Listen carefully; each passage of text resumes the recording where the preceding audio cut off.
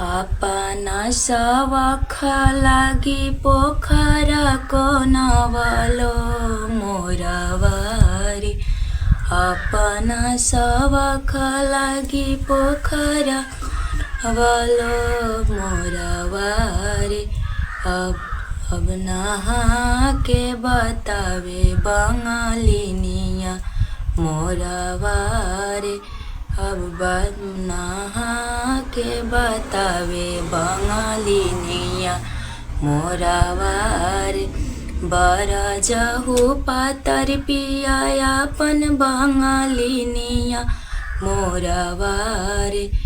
अब घर में हेलो दोस्तों, शिवा लोकगीत चैनल में फिर से स्वागत करती हूँ आज के इस वीडियो में। तो आज हम शुरू करते हैं। एक देहाती सोहर गीत है, तो आप लोगों को कैसा लगेगा, झूमर ही समझिए, तो आप लोगों को कैसा लगेगा कमेंट सेक्शन में ज़रूर बताइएगा। और हम इस वीडियो को शुरू करते हैं। इस गीत को पूरा आवाज़ कीजिएगा तभी अच्छा लगेगा। तो हम शुरू करते हैं इस गीत को। अपना सवख लागी पोखरा को नवलो मोरावारी। अपना सवख लागी पोखरा वालो मोरावारी। अब नहा के बतावे बंगालिनिया मोरावारी। अब नहा के बतावे बंगालिनिया मोरावारी। बरजहु पातर पिया अपन बंगालिनिया मोरावारी।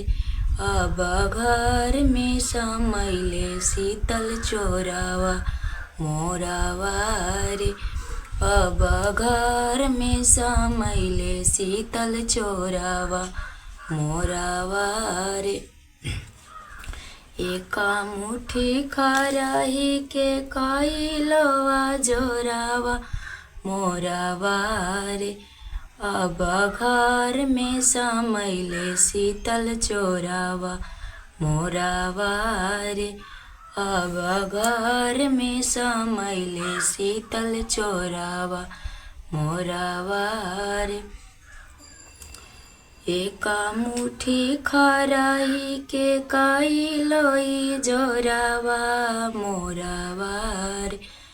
अब सासु चिनेली अपन बेटावा मोरावारी।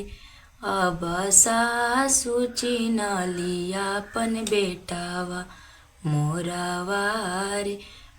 पहिले से जनती सासु घर ही के चोरावा मोरावारी। पहिले में जनती सासु घर ही के चोरावा मोरावारी। अब धा के सुतती भरा कोरावा मोरावारी। तब धा के सुतती भरा कोरावा मोरावारी। तो यही झूमर गीत था। तो आप लोगों को कैसा लगे कमेंट सेक्शन में ज़रूर बताइएगा। यदि पसंद आए तो लाइक सब्सक्राइब शेयर कीजिएगा और कमेंट सेक्शन में एक प्यारा सा छोटा सा कमेंट ज़रूर कीजिएगा। फिर मिलते हैं अगले वीडियो में, तब तक के लिए बाय।